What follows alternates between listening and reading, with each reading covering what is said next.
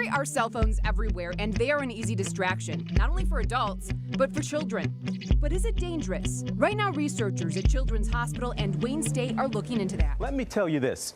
How much is too much is the question you have, but doctors will actually tell you. There gets a point that it goes beyond normal teenage behavior with these cell phones, and your child actually starts displaying characteristics of a drug addict. How much control do we really have? It's just addictive, yeah. Playing all those apps. He seems to prefer being on his tablet over everything else. Or maybe they're playing us.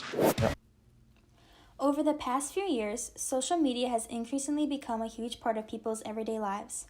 Social media influences people's lives both positively and negatively. According to Iram Saeed Abbasi at San Jose State University, social media helps to establish and maintain new and current relationships. But can the use of social media turn into an unhealthy addiction that could affect people in relationships?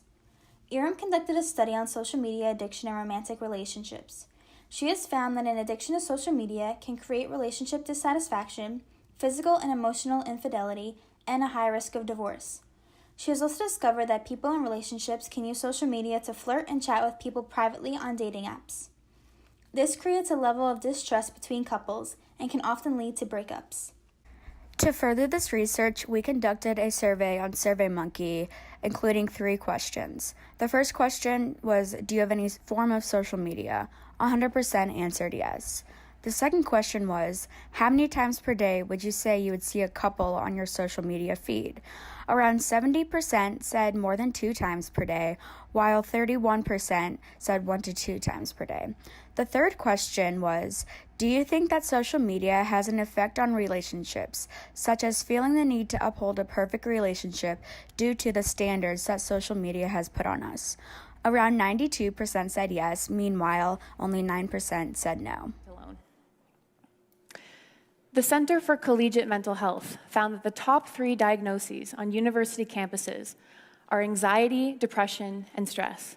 And numerous studies from the US, Canada, the UK, you name it, have linked this high social media use with these high levels of anxiety and depression. But the scary thing is that high social media use is almost everyone I know. It's my friends, it's my family, my colleagues. 90% of 18 to 29-year-olds are on social media. We spend on average 2 hours a day there. We don't even eat for 2 hours a day. 70% of the Canadian population is on social media. Our voter turnout isn't even 70%. Anything we do this often is worthy of critical observation. Anything we spend this much time doing has lasting effects on us. According to Kelly S. Burns, a PhD professor at Zimmerman School of Mass Communications at the University of South Florida, suggests that social media could be limited from children at an early age by setting a time limit for them to use social media, which could benefit them later in life. However, this is a controversial suggestion because parents grew up in a generation without technology, so how does the parent know the appropriate time a child should spend on their phones? Another suggestion on how to enforce proper use of social media is to not only set a specific time that a child should be on it, but to teach them how to use it responsibly. For example, a parent could teach their child when it is acceptable to use social media and when it is not. This could be enforced by making them put their phones away at the dinner table or when company is over. A parent can also enforce new activities for their child, such as cooking or playing outside with friends, so that they are not spending as much time online. Apps such as social media, apps such as Snapchat and Instagram could be a great way to keep in touch with friends and family. But overdependence on these could lead many people, especially teenagers, to unknowingly build relationships that are meaningless. Let me give you a few examples of superficial relationships. We have a 100-day streak together. We're best friends. We don't have a streak. We're not really that close. I've even heard stories where teens cry because a high-number streak was lost, or all of their streaks were lost. Throughout our research, one of the main stakeholders was parents of children whose lives are being affected by social media.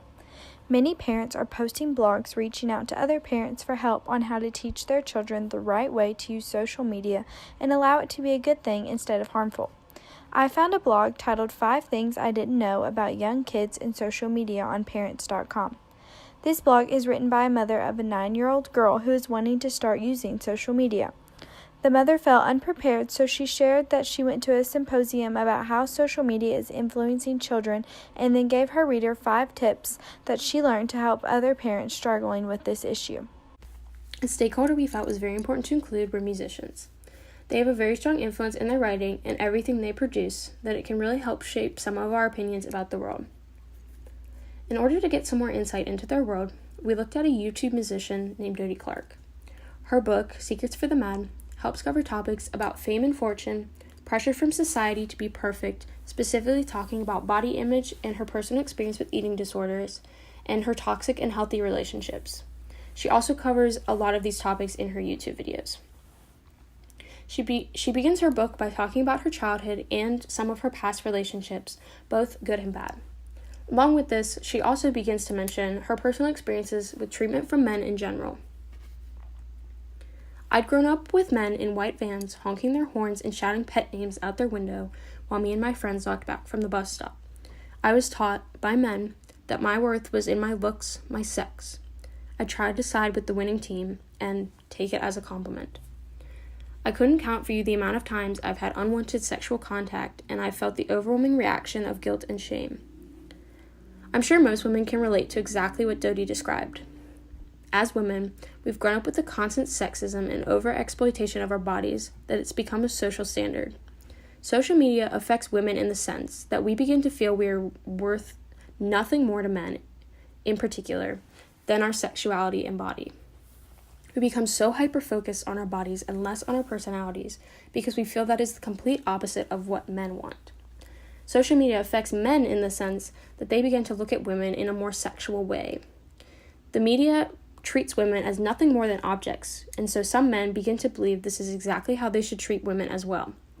Society also labels those women who are not up for sexual advances as prudes, which is not necessarily a bad thing. Also, with catcalling behavior, men begin to believe that this is exactly what women want to hear and is considered the cool thing among men to do in order to fit in and also assert their dominance over women as a whole. According to psychologist Dr. Marissa T. Cohen, the negative aspects of social media and relationships include miscommunication and jealousy. She states that actions done online may convey a different meaning to different people, as well as encouraging jealousy.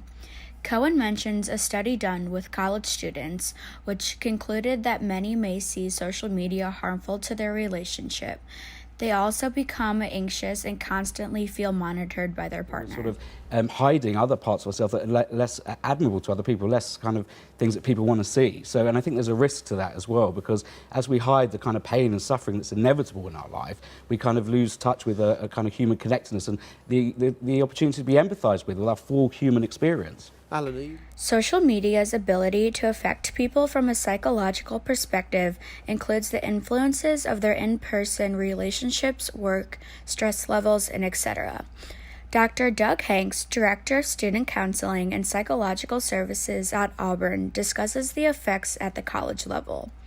He believes students are failing to build meaningful relationships, and social comparison of people's lives online is often misleading. All the other networks, we're going to show the pictures anyway.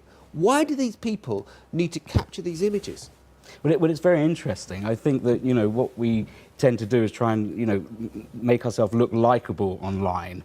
We're craving the likes, we're craving the validation, we're craving the kind of admiration, if you like. I think this can be traced back to our cave-dwelling ancestors, to prehistoric times, where, it was all about, the more liked you were, the greater chances were that you would survive.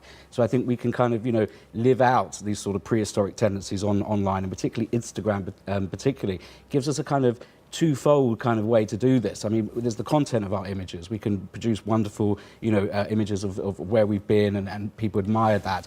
But also it's the skill and the technology, the technical side of creating a wonderful image. As Alan's saying, I mean, that can be admired. There's lots of tools in it. Yeah. So are we creating...